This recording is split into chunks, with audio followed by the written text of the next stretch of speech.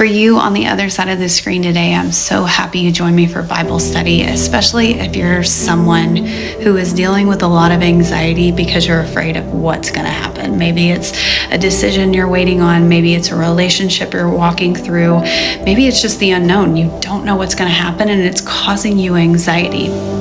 Well, this is your reminder that one, Jesus goes before us. He died on the cross. He was buried, but he rose again. So meaning that Jesus goes before us to prepare us for things that we don't see, but also Jesus returns. So when we're facing these unknown moments, that we never have to face it alone, and that we can put our trust in him, knowing that he goes before us. He knows what's going to happen. He's working everything out for our good. So we're going to be in John chapter 14, verses 1 through 6. And just to set the scene, this is at the Last Supper. This is after Jesus had foreshadowed the crucifixion. Now, can you only imagine?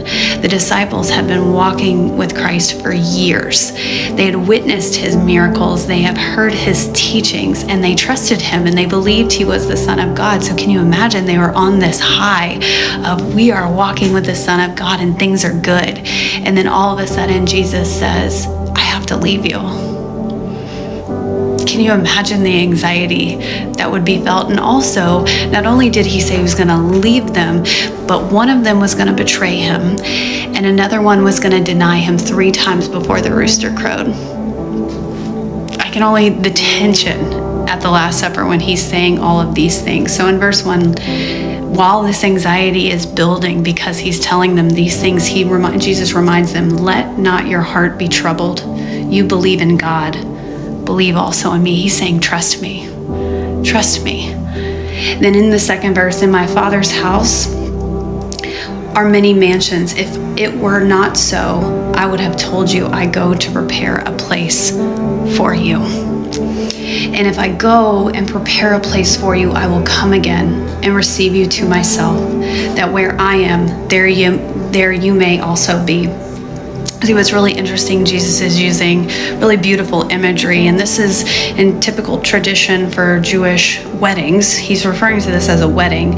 The groom would go ahead of the bride to his father's house to prepare a room, and then he would come back to get his bride when it's ready. So what Jesus is saying, that I am going before you, but I'm coming back. I'm not abandoning you. I'm going to prepare something bigger than you can ever imagine, but I will return. He's just reassuring them of that no matter what we deal with, that he goes before us and he returned and he is with us during these moments.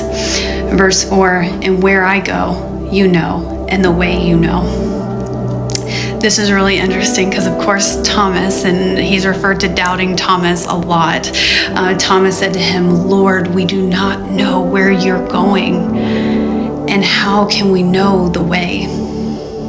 Of course, Thomas, just like anybody would say, but where are you going? Of course, they didn't want him to leave.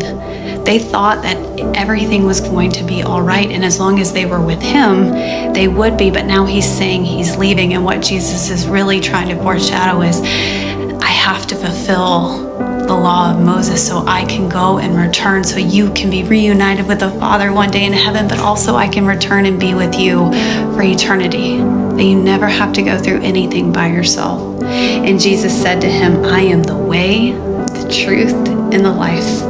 No one comes to the Father except through me. And I think this is just a beautiful reminder that no matter what you're walking through, no matter what the future holds, we don't know, it's the unknown, and it can cause us a lot of anxiety. But what Jesus reminds us is he's going to go before us. He's going to prepare a house for us, and then he's going to return again so we can be reunited with him, with the Father in heaven, but also here on earth, that we never have to deal with any of this alone. So today, your reminder is, whatever you are facing, whatever you are going through, rest assured that you're not going through it alone. That God is moving in the things that we don't see. God is in the days, weeks, months, years ahead of us, and he's working everything out for our good. And Jesus died on the cross to prepare the house for us, but he returned so we never have to go through it alone, and all he's asking is to trust him. that he will not leave us, that he is the way, the truth, and the life forever.